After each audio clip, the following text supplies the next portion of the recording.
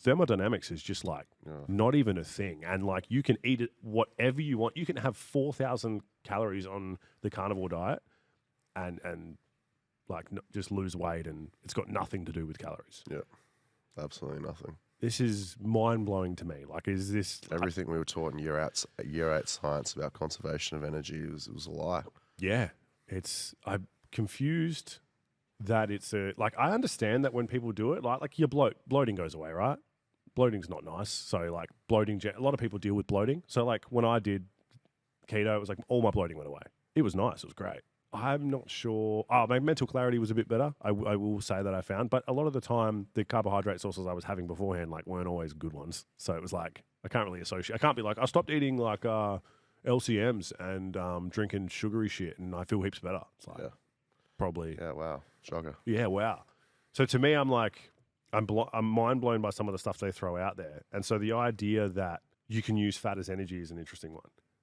So my understanding of it, and the thing that they point out, which is hilarious to me as well, is that because carbohydrates are not essential, they aren't, as we know, right? Which blows like that. I was interested in that when I found out they aren't technically essential. You can use fat or protein as energy. My understanding is that fat is, even if you manage to use it as energy, not a great way to try and source energy because your body isn't as efficient as glucose is much quicker and your body can use it way better. Yep. They're even talking about the fact that, you can use protein as energy though, because of a process referred to as glucogenesis, where your body will like break it down and then turn it into a carbohydrate almost, or try and use it the same way. So yeah, gluconeogenesis specifically for protein. And let's just quickly talk about a little bit of logic here. From a crowd that is highly hypertrophy based, which is generally where the majority of these people are coming from, and it's just generally what the most of the fitness industry is focused on right now, why would you want to use protein as an energy substrate? Why would you want to potentially break down stored protein to use that as energy if your goal is to build muscle? Where's the logic in that? There is none. Doesn't make sense to me. No. Yeah.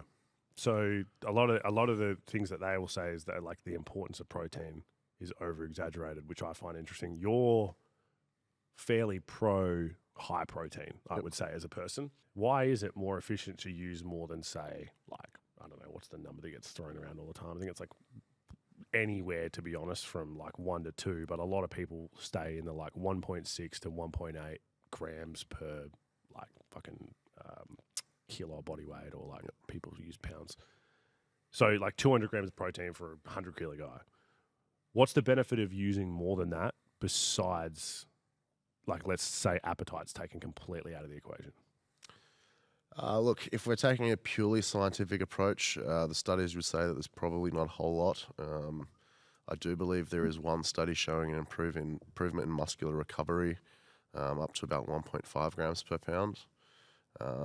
And that's typically where I like to have most athletes, is at about 1.5 grams per pound.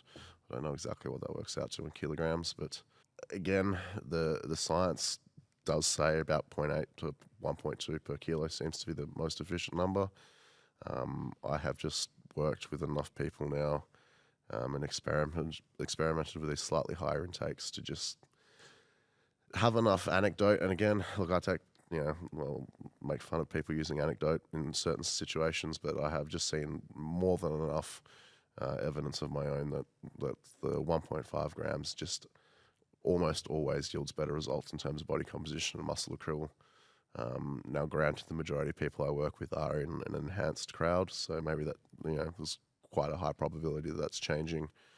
Obviously the underlying mechanisms and everything.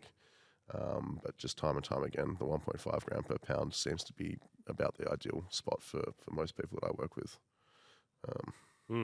So this helps because I was recently following Keno Body's champion Hollywood physique program, and I was on 140 grams a day and eating Taco Bell all the time and fasting till 4 PM. So I should probably stop doing that and actually getting a decent amount of protein in then, because that seemed like a good idea at first. Now I'm understanding I probably need more protein, so maybe I'll try that.